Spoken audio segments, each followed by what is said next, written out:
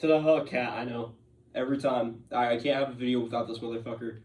I literally don't get views when I don't have this cat in the fucking frame. Like, if this cat leaves the frame, I get no views. But that being said. So told. Anyway.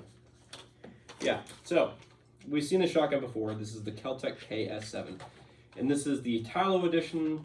So, it means basically a distributor exclusive, whatever. So, for those in the gun world who are in the sales and distributing market, they're like, ah, cool, yes, I know what this is. For those of you who have no idea, well, fuck, welcome to the club. So first off, anybody knows everything about bullpups. Trigger is in front of the firing mechanism. That being said, it also loads from back here, which is easy to use. We've seen this in plenty of videos. It has a tack light on it. Really cool. Okay trigger for a bullpup. It's not the best thing ever, but it works. Trench sight gets you where you need. However, it's trench sight. It doesn't do anything more than that other than just be a point of reference for you to hit something at.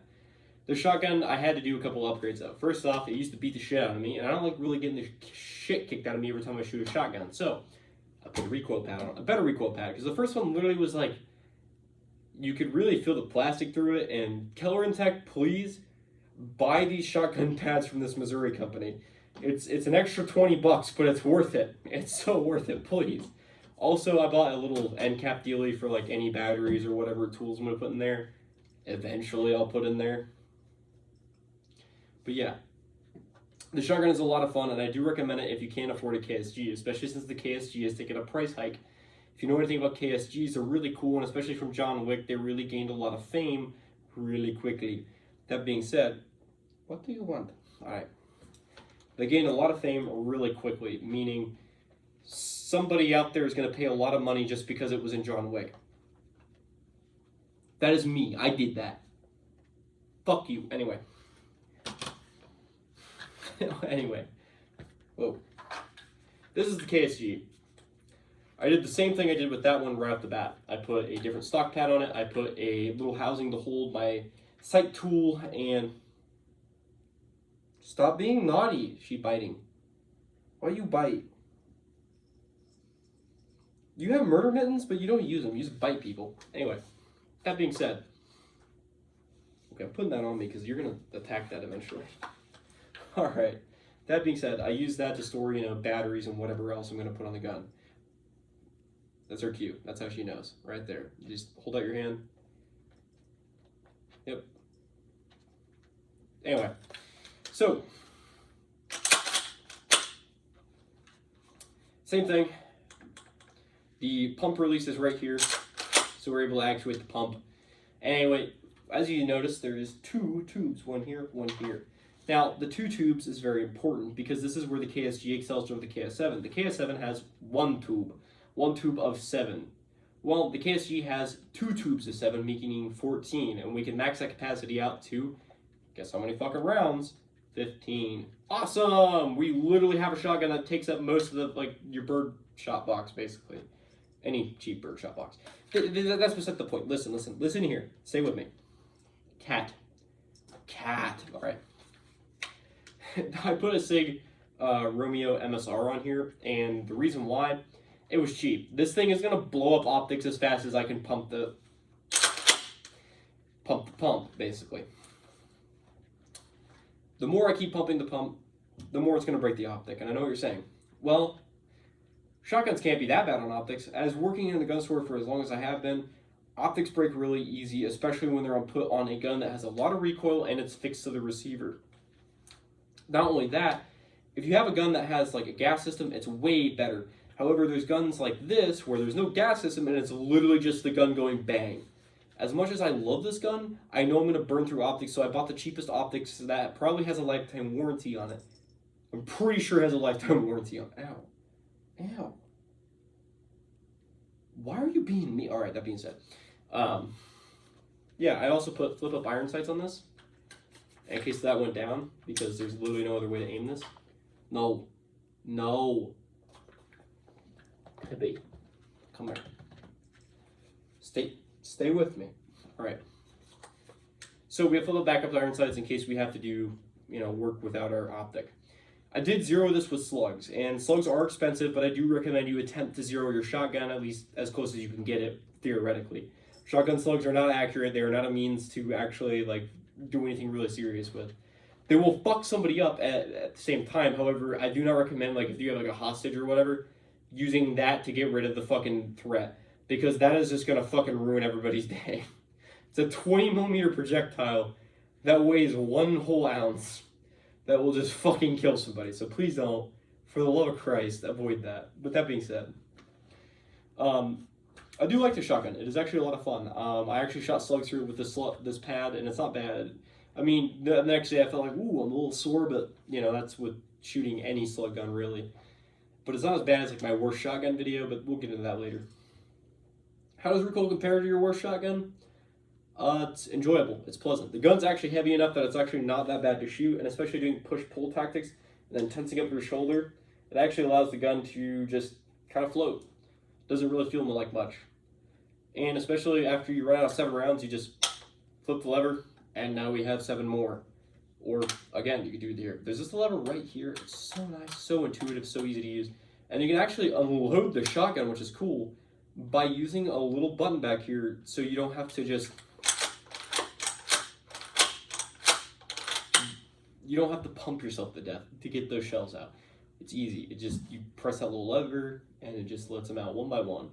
It's really nice. I really enjoyed it. It's awesome. That being said, it still has that same bullpup trigger I'm talking about. You know what I mean. Loud. Not that great, but it's better than most bullpup triggers I've actually felt. However, there's no really tactile feel for it. It's literally just nothing, wall, crunch, crunch, crunch, crunch, crunch, crunch, crunch, crunch, crunch, crunch, break. All right, I'm gonna reset. Nothing, nothing, reset, I think. Reset was correct. But yeah, you get what I'm saying. It works good as a shotgun. It goes bang every time you pull the trigger, and it's pretty sick. I do like it. I don't know how to attach a light to this thing because I've already ran out of rail space. One, I don't want my hand to fly off the pump while I'm using this thing, so I put a forehand stop. But I also don't want my hand to slide backwards and not touch anything because the plastic's actually kind of slick. And wearing gloves sucks with this thing. So, I do that. I notice I don't wrap my hand like this because it'll actually pop your thumb and hurt. So, I have to put my hand forward so I can actually use it like that. But, that being said, it is still a good gun. Is it viable for home defense? I say you could. Would I want to use it for home defense? No, there's plenty of better options out there. I promise you, this is not the only option out there for home defense. But this is one of my favorite options. Just because of having 7 rounds, plus 1 in the tube, plus another 7 rounds, it's really great. It's one of my favorite guns ever. It's one of my dream guns, since I saw one on John Wick, and then all my friends playing Call of Duty with it, especially Black Ops 2 with a slug gun, an actual absolute slug gun that just dropped people from anywhere across the map. I was hooked. I was hooked to this thing. This is my favorite gun ever. But that being said, it's just one of those things where people always say, like, there was this, I don't know what YouTube channel was, but, like, I loved the gun, and then he destroyed my love for it. Hey.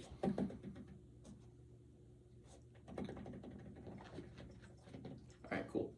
But he destroyed my love for it because he said, oh, my gun broke, and then I didn't have a gun for 2 months because Keltec's customer service sucked. You know what Keltec's customer service did for me? When I bought my RDB, the rail came loose. And after a night of being frustrated and struggling with it, I called them up the next morning. And their armorer, they put me on the phone with an armorer hey, stop. They put me, she's doing stupid stuff. They put me on the phone with an armorer to fix the problem. I said, look, I have tools, I have Loctite, I just need to know what you need me to do. And they said, look, the rails come loose and sometimes the factory Loctite doesn't work all the time. So we have to be able to, yeah, it's been a long day, I'm so sorry. That being said, they were like, sometimes the factory Loctite isn't as good as we need it to be. So sometimes it leaves the factory floor and it's not completely to spec. So they're like, if you have the means and if you have red Loctite, we do recommend taking out 1 bolt at a time and then retightening it. So I did that while they were on the phone and they coached me through it and I got it done. and I checked the zero. I got it to zero later that night. It worked great. I haven't had a problem since with it. So Ketlec, there's a good one on you. Not only that, I think Ketlec likes to make affordable products for people. Most of the time, I always see companies that make, I'm going to call out a couple companies, SIG. They make cool guns, but fucking expensive. There's no other companies that really do this like Ketlec does. They make really innovative guns for really affordable money. This cost me $800. Well, $800, $900. However, after adding everything, it went up to that. This is the affordable version of that, and it's so cool. It's still a cool shotgun. Now, people are going to say, well, there's the Turkish Dickinson whatever stupid thing that my buddy recommended to me. Yeah, that's great. However, it's limited to 5 rounds. This is 7. This is 7 whole-ass rounds. You are not limited to 5 rounds from import restrictions. It's super cool. And I remember listening to somebody say that, you know, well, that would be cheaper. It's just as good. I'm like, no, it's not. 7 beats 5 any day of the fucking week, especially when you have one in the fucking pipe. Everybody knows that. More rounds equal better opportunity. That being said, better opportunity, I don't know. I'm just about popping up in the mouth. Regardless, more rounds equal better results. Neat. Admin results. Conspiracy. Maybe. No.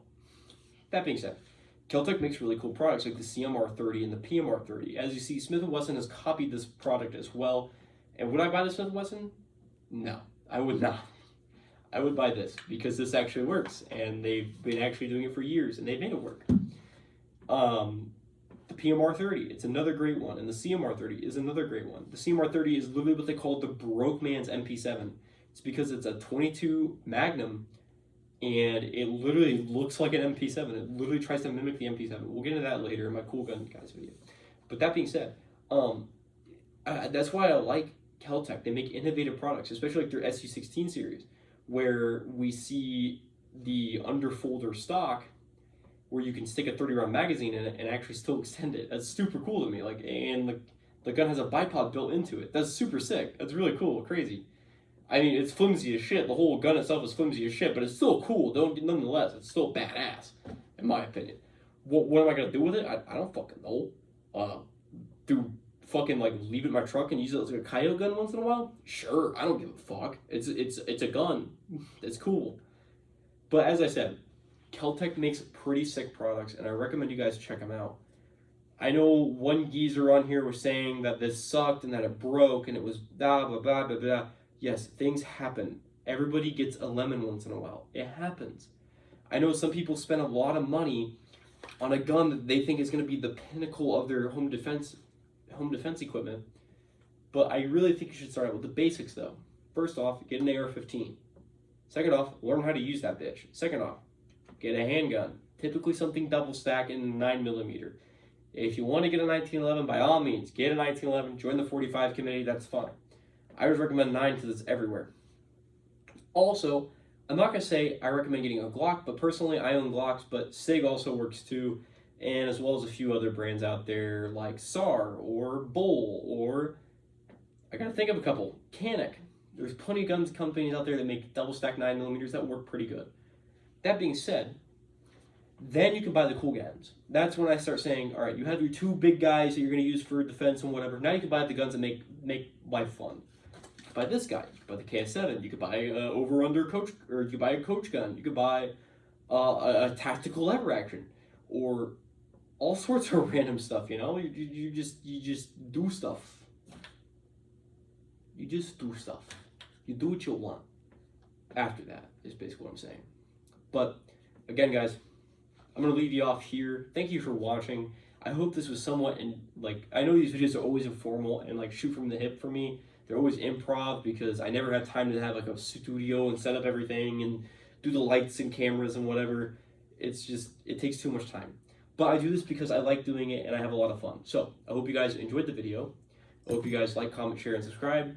I'm not here for fame or fortune. I'm just here to entertain people. That being said, read your Bible, pray to God. Hope to see you guys in the next video. And Tactical Terry, signing off, you fuckers. Goodbye. Hello, welcome guys. This is kind of the afterthoughts section where I kind of talk for a little bit. This video took a while to make, not that I was editing or anything, it was just I had no time on my hands, I was really struggling with classes, so I hope you guys understand why it's coming out so late. Another couple of things, I'm just wrapping up finals, so I'm going to be pumping out a few more videos here and there, and just trying to get my library of videos out, and just try to help you guys enjoy them. Yeah, I do think I have autism at this point because I just keep saying dumb shit in the videos and I enjoy it. I hope you guys enjoy like the little sidebar things I put in the video, and I hope you guys watch all the way to the end because it'd be really sick if you guys did. I know most of the time I'll be like, oh, thanks for watching, and it's like, alright, now here comes the second part where I have my afterthoughts and then another thanks for watching. So yeah, hope you guys enjoy those. I have plenty of videos coming out. I'm going to be doing more like prepper style videos as well as getting into prepping. Another thing would be like cheapest shotgun, cheapest this, cheapest that. We'll be getting into that kind of series because I think people need to have budgetary options that are worth the money. And I'm not talking about buying a Taurus G2C and saying that that's the best video out there. No, I'm going to find a better handgun for sure or something for that rate. Well, thank you guys for watching, and I hope you guys have a nice day.